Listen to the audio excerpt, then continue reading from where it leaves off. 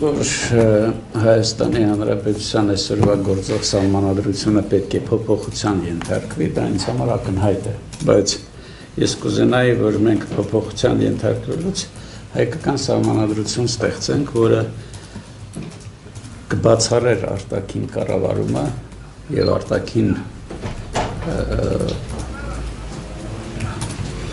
արտաքին ճնշումը երկրի վրա, հնարավորություն տար առավելագույնս ինքնուրույնություն ապահովել եւ չլինել մի սահմանադրություն, որտեղ եթե Հայաստան բառը փոխենք, գրենք Բուլղարիա կամ Հունգարիա կամ մեկ այլ երկիր, նույնպես կաշխատի նույն նմանությունը կունենա, այսինքն այդ բոլոր սահմանադրությունները գրվել են միտեղ եւ չի ուզենա, որ Հայաստանի Հանրապետությունը այդպիսի սահմանադրություն ունենա։ Այն ինչ որ առաջարկվում է, այն ինչ որ կա Ներկայիս սահմանադրության մասին եմ խոսում, հիմնականում մատնանշեմ այն դրույթը, որ դրսում ընդունված որոշումները, միջազգային կառույցների կողմից ընդունված որոշումները գերակա են մեր օրենքների օրենսդրության նկատմամբ։ Սա նշանակում է արտաքին կառավարում։ Իսկ սահմանադրությունը ճիշտ է, կա շարունակություն, որ եթե միջազգային փաստաթուղթը հակասում է սահմանադրությանը, ապա պետք է այն բերվի, համապատասխանեցվի կամ գործում է այնքանով, ինչքանով չի հակասում սահմանադրությանը։ Մեր երկրի սահմանադրություն չի կարող ամեն ինչի դեմը առնել մի փաստաթղթով։ Բազմաթիվ որոշումներ փաստաթղթեր են ընդունվում, որը չի հակասում Հայաստանի Հանրապետության սահմանը, բայց չի էլ բխում սահմանադրությունից, որ ընդհանրապես կապ չունի հայ ժողովրդի իր, այսպես ասած, ավանդույթներից, առանձնահատկություններից կամ մեր երկրի։ Այն ինչ որ առաջարկվում է, ինձ համար ընդունելի չի։ Ասեմ ինչու։ Նախ հիմնական երկու տարբերակներն են։ Երկու տարբերակ է։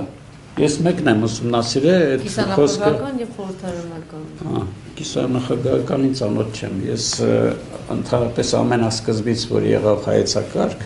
հենց առաջի օրվանից ուսումնասիրել եմ, ընթացքում նայել եմ ինչ փոփոխություններ եղել, առանձնակի լուրջ բան չի եղել, բայց դուք ասում եք ինչ որ նոր բան է առավելացել, որը չկան հասկացա, մի երկու օր առաջ է հրապարակվել։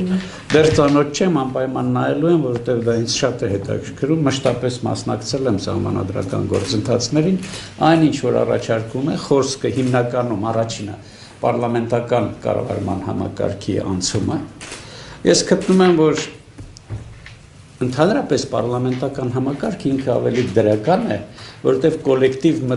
մտքի արդյունքում են ընդունվում որոշումները, շատ որոշումներ կոլեկտիվ, երբ որ միտքը կոլեկտիվ է, նա ավելի ճշգրիտ է, բայց եկեք տեսնենք այսօրվա Հայաստանը,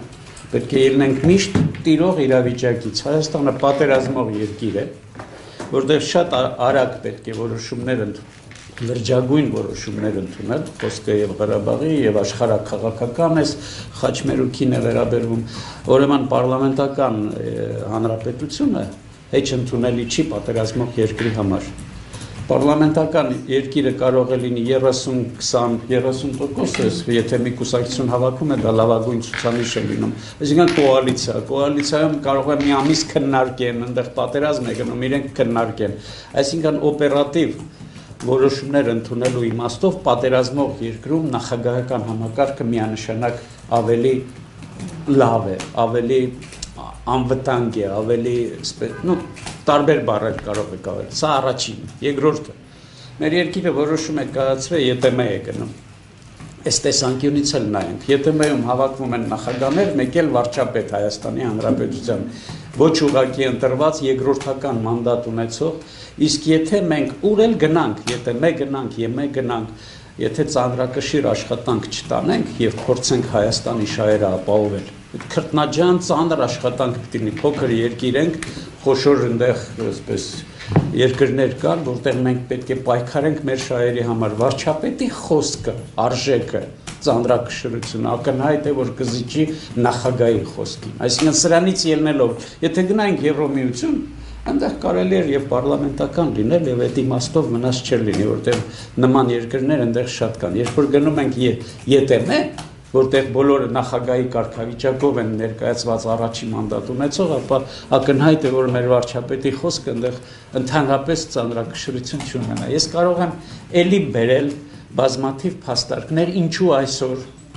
այսօրվա Հայաստանի դրությունը, կարգավիճակը պատերազմական վիճակը, այս աշխարհաքաղաքական խաչմերուքում գտնվող այդ մեծ վտանգները, որոնք կան, ճիշտ է նախագահականը։ Ես այդպես եմ համարում եւ գտնում եմ, որ առավել եւս, երբ որ կասկած ունեմ, որ մենք պարլամենտականի անցնում ենք ոչ թե նրա համար, որ ժողովրդավարություն հաստատենք, հակակշիռներ լինեն, լավ արդյունքներ, այլ նրա համար, որ իշխանության վերարտադրության կասկած ունեմ, այդպես ասեմ, գոնե չպնդեմ, բայց այս կասկածը բավարար է, որ ես դրան դեմ լինեմ։ Եվս մի խնդիր։ Մենք մի կարգին նախագահ չենք կարողանում ընտրենք քաղաքականներ էլիտայի շրջանակներում։ Դա 100 հոգի, 130 հոգի քաղաքական էլիտա ունենք, որ պարլամենտականի անցում կատարենք։ Ես կարծում եմ, որ այսօրվա քաղաքական էլիտան բացարձակապես իսկ երկիրը ժողովուրդը պետք է ելնի դրանից։ Եթե ունենք ակնհայտ լիդերներ, 1-2, նրանց մեջ ընտրենք եւ նախագահական համակարգ պահպանենք։ Եթե լիդերներ չունենք ակնհայտ, ունենք շատ լայն շրջանակի քաղաքական էլիտա, իհարկե պարլամենտական Բոլորը համակարգային փոփոխության մասին են խոսում, սա միտված է դրան, թե միտված չի դրան։ Չէ, միտված չի, ես չեմ հավատում։ Այսինքն խնդիրը հետեւյալն է, հավատալ իշխանությանը դե չէ։ Ես չեմ հավատում։ Եթե որևէ մեկը հավատում է, որ իշխանությունը իսկապես ուզում է այնպիսի համակարգ ձևավորի, որ դա ժողովրդավարական լինի, կոլեկտիվ մտքի արդյունքում որոշումներ ընդունվեն, դեպքում կարելի է խոսել։ Երբ որ չես վստահում, ապա խոսելը անիմաստ է, քննարկելը։ Իսկ եւս մի փաստարկ, երբ որ ընտրական համակարգը կայացած չի, դուք ուզում եք նախագահական ընտրեք, կիսանախագահական, թե պարլամենտական նշանակություն չունի։ Էլի լինելու է տոտալիտար, այսինքն կեղծված ընտրությունների արդյունքում ձևավորվող իշխանությունը նա արդեն իր բնույթով տոտալիտար է լինելու։ Ինքը չի կարող, այսինքն միանձնյա անձերի շահեր է ապահովելու։ Ինչու են կեղծվում ընտրությունները, որտեղ մի խումբ մարդիկ ուզում են իրենց շահերը ապահովեն ավելի բարձր են դասում, քան պետության եւ ժողովրդի շահերը։ Հակառակ դեպքում ընտրություններին լրիվ այլ մոտեցում կլինի։